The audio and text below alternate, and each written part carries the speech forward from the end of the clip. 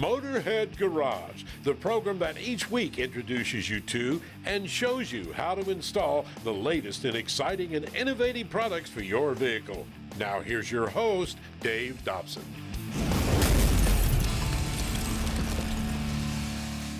Welcome to Motorhead Garage, presented by DragonFireTools.com. Now, when you're looking to remove rust or corrosion, maybe some imperfections or old paint, media blasting is the way to go. And when you're talking about media blasting, there's only one name you need to know, and that is Raptor Blaster. Now, we went to their facility a while back in Sacramento, California, and found they have everything you need when it comes to any blasting job, big or small. But what really sets Raptor Blaster apart is their cabinets. They are second to none, and they're made right there in-house. We manufacture our own line of wet and dry blast sandblast cabinets. And so tell me about that. There's two different kinds. There is. And we'll get into that, but let's talk about the initial quality of what you roll out of here. Everything that we manufacture is extremely industrial. We manufacture a line that's laser cut and hand welded, and that means there's no seams and no rivets where the media can escape and fall to the ground. In blasting, safety issues are when you get sandblasting media on the ground and people can slip on it, fall on it. So you want everything contained inside the cabinet. What are they made of that sets them apart from the others that are out there? Well, the wet blasters are made of stainless steel and the dry blasters of standard steel, and it's all 14 all the way down to 10 gauge on the door panels. There's the wet blasting and the dry blasting. Let's talk about dry blasting first. That's what people might be the most familiar with.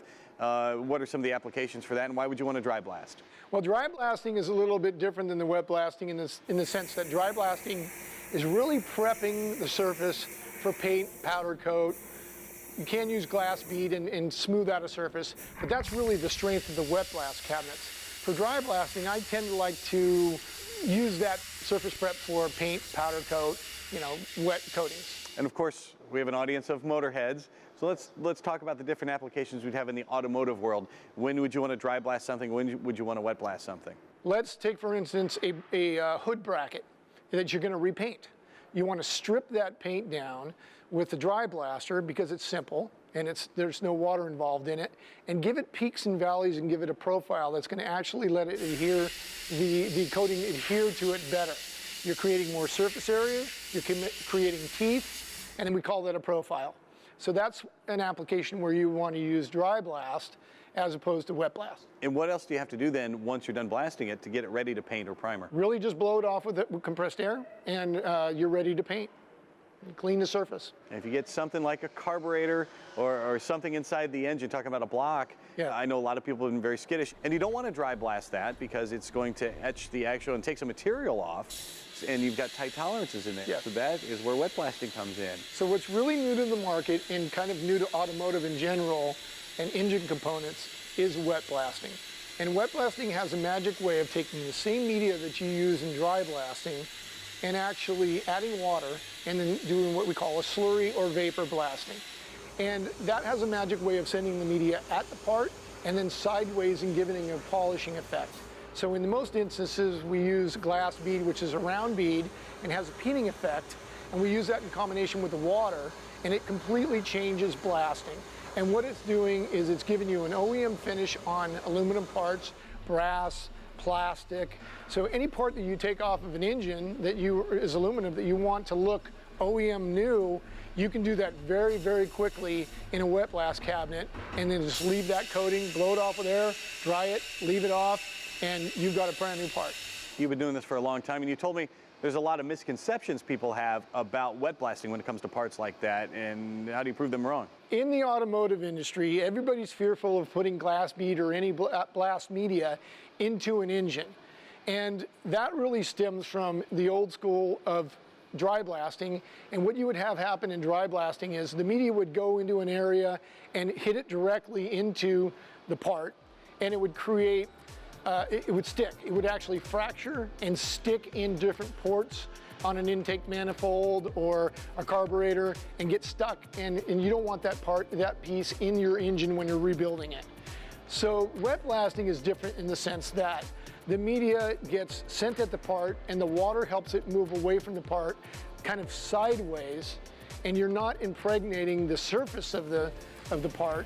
It doesn't touch the surface, it flattens it, and the media doesn't stick. So it's very easy to take a carburetor After you've blasted it, rinse it out with water, nothing stuck in it, blow dry it off with air, and you have no issues with putting a piece together and having any media left in the part at all. For heavy-duty industrial blasting cabinets that work as hard as you do, go to raptorblaster.com. And for more great aftermarket products for your vehicle, stay tuned to Motorhead Garage, presented by DragonFireTools.com. We'll be right back.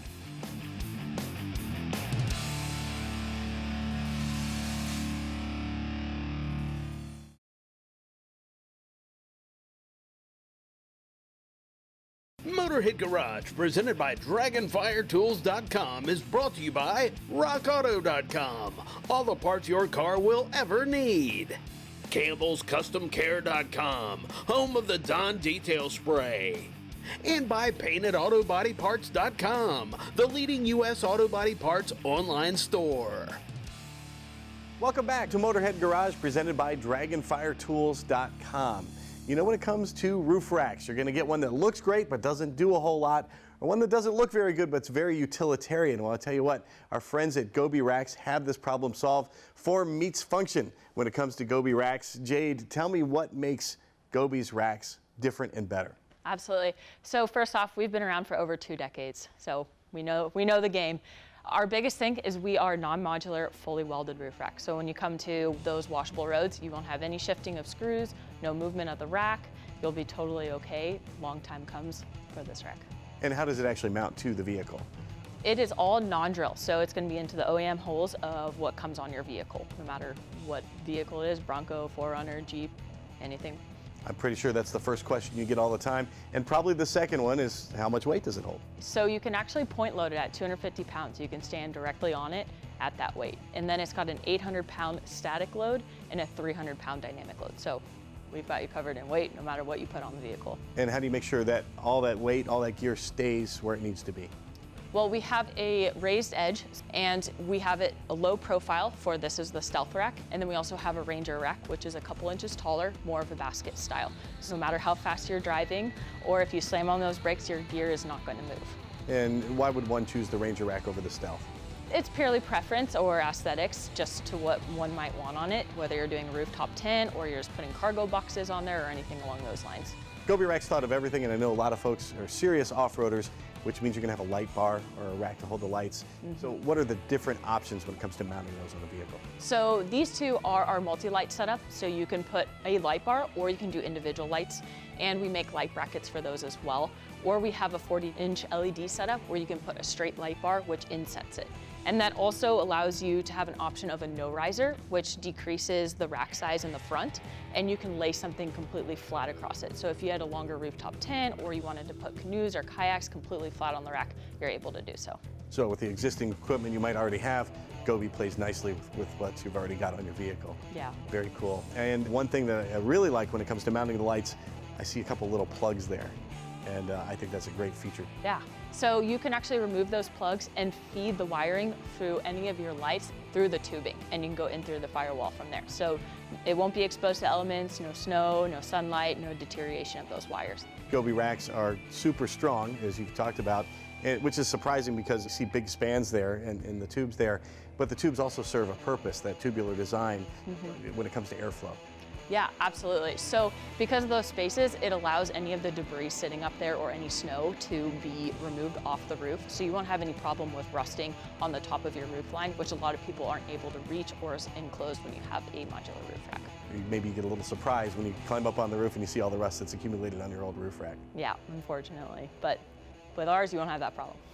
Tons of features from Gobi racks. In fact, a lot of them are patented. So what are some of the things we can find here we can't find anywhere else, David? Yeah, we have multiple patents, one being the riser versus no riser. And so with the no riser, it's really good for the adventurer that doesn't want any obstructions. They're able to put plenty onto the roof rack, and then in case they have a sunroof, we have a welded mesh that goes across, can stop at that sunroof, or they can have those inserts like you see here. And each of those inserts, they can hold up to 165 pounds for their cargo capacity. And we also have the patented non-drill system because, you know, no one wants to be drilling into their vehicle, right? No doubt about that. So very smooth, very sharp looking. It's simple but elegant at the same time. And there's tons of accessories too. It doesn't just stop with the racks for Gobi. Absolutely. So what are some of the things I can get to put on my rack? Yeah, well, we have the Gobi standard crossbars, and that comes with every rack. And you can put, you know, a bike or, you know, kayak, snowboard, stuff like that. But we also have the upgrade option to where those can actually hold more weight, and they come in two different lengths, one 60 inches and another being 80 inches. So you can put multiple bikes up there, put, you know, 3 or 4 kayaks, canoe. So you're definitely able to get a lot more out of your travels with that upgraded option. Another accessory I really dig is the panel on the other side here of the Toyota. What do I call that? That's called the Mole panel, and that's great for a bunch of different accessories like a gas can, traction board, like a shovel, you know, just extra things that you're going to be bringing on your trip. And I really like the awning too. That's a great thing for hanging out too when you're Yes. not actually out on the trail. It's a neat thing to attach there too. And a lot of folks are running accessories from Thule and Yakima and other companies like that. How compatible is a Gobi rack with those? Completely compatible. So you're able to put any accessories you want on it, like, you know, axes. You can have that awning like you mentioned, and also, you know, just road showers too. So plenty of things that you can bring for any type of adventure you're going on. Well, Gobi Rack says no place is out of reach, and it is true. You can find the Gobi Rack for your vehicle at gobiracks.com. We'll be right back with more Motorhead Garage presented by dragonfiretools.com when we come back, so stay tuned.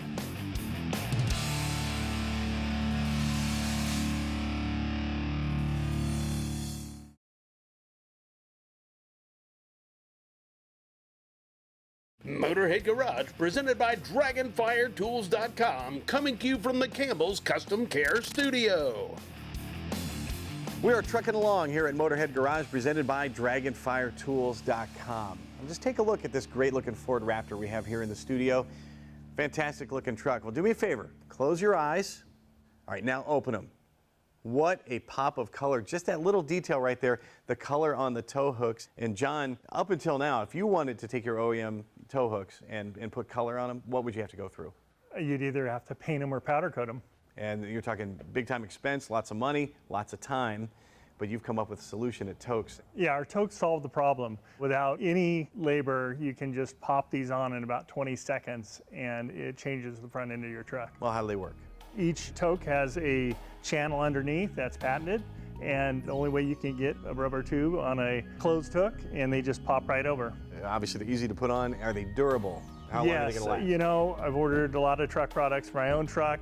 Sometimes disappointed with durability and fading, so it was very important to us. We made them highest quality silicone rubber. The integrity stays, they adhere to the hook, and they're fade resistant. We put a lot of UV protection within each hook. And you're out in California, so you've had plenty of UV testing done on these things. Yes, we've thrown them on the roofs and they fade resistant. And how many different colors do you make? We're up to 7 colors. We have red, white, blue, amber, pink, and newest colors are neon green and yellow. A lot of requests for those. And the ambers are very cool on this truck. We did it earlier and we had the lights on. It really looked fantastic. Now, how many different makes and models are we covering here for the OEM hooks? Well, as a new company, we start off with the trucks that are most sold. Those are the half tons. So you got the F-150s, the Toyota Tundras, the Dodge Ram 1500s, the Chevy Silverados, and the TRXs, and the Raptors. Been great in that community. They love the pop the color gives on their truck, and just a simple way to change things up on the front end.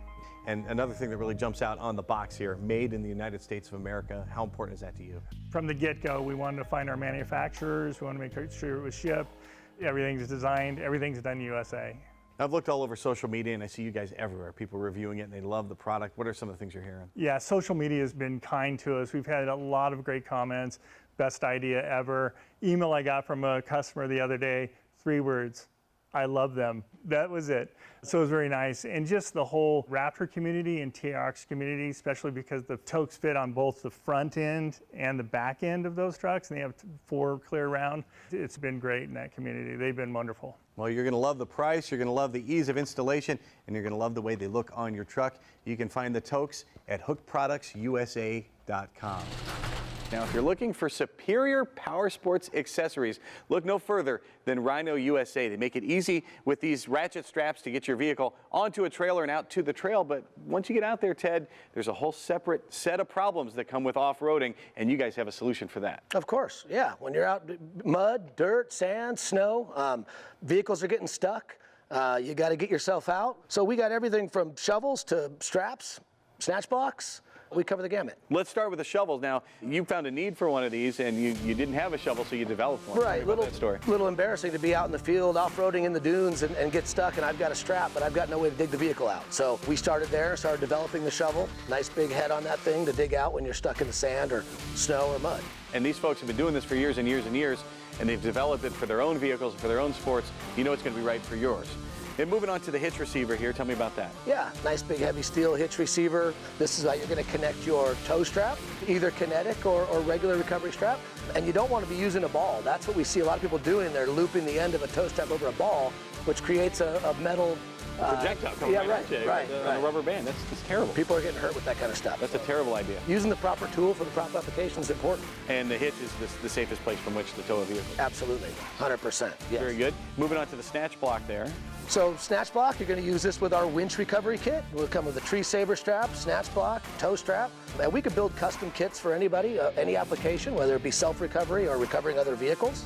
Seems like the trend in the industry now is moving on to lightweight, kinetic on the snatch straps, and soft shackles, which this is our half-inch heavy-duty soft shackle that we use for Jeeps and heavy-duty recovery. Why are folks moving toward the soft shackles away from the hard shackles? Well, they can be safer, but lighter, easier to carry, more compact. You can smash this thing up, and you're carrying a lot of gear out there when you're off-roading, so compact is important. And that's probably the preferred method if you're fastening to maybe your roll bar or something you don't want to get scratched up. Sure, absolutely. A little easier. You can create tie-down points with this. Rather, with a D-ring, you have to have a D-ring mount or the shackle hitch receiver. Probably get a lot of folks that are skeptical saying that probably doesn't hold as much weight as one of the regular shackles. Very surprising, but 46,000 lab tested on this thing. So, my goodness. I mean, they're massively strong. And then that's something you touched on there, lab testing. You guys do that. You hear a lot of folks that don't do the actual lab tests. Right. How much do you test all of your gear? We lab test every single product. We post our lab test results on our listings, our product listings, and on our packaging. And we put that right on the label of every single thing we sell. What if maybe I'm new to off-roading or new to this kind of stuff and I don't know what I need? What can I do? Give us a call. We have an 800 number. We encourage everybody to give us a call. Our techs are standing by. They'll answer any questions you have. We also post our address. We have an office on the East Coast, office on the West Coast. Walk in. We get walk-ins every day. We talk to them in person, and we love talking to the customers. Well, you can walk in. You can check out their website. You can even give them a call. Check them out at rhinousainc.com. I bet you they have what you need. We'll be right back with more Motorhead Garage presented by DragonFireTools.com.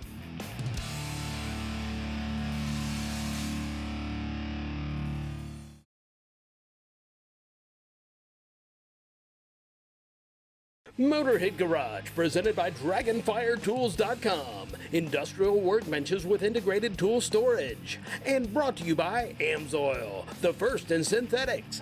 Better battery bolt. You're nuts not to try these bolts. Custom Auto Sound, the originator of classic car OEM fit radios since 1977. And by Alloy Wheel Repair Specialists, nationwide wheel repair service. It's amazing how a transmission can move a vehicle through multiple gears by using fluid pressure. Welcome to this AMSOIL Tech Tip. We're talking about the transmission pump. That's the heart of the system. That develops all the fluid pressure inside of the transmission.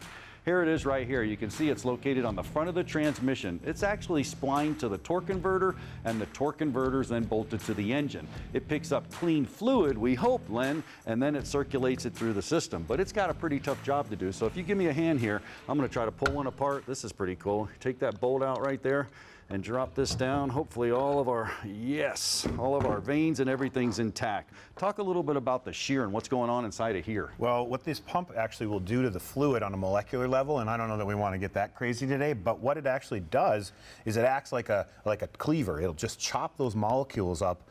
It's very, very tough on the oil. And what ends up happening then is the oil can get thin, and then you can get a pressure loss. Exactly, and you can see it right here. These are actually a vanes type pump, and these are vanes right here. And what happens, this is splined to the torque converter, so if I spin it, you can see with centrifugal force, those vanes are going to sling out, and those things are actually pushing the fluid not only around, but we're going from a big chamber to a small chamber, and we're developing that pressure, man. Shear is a big problem here.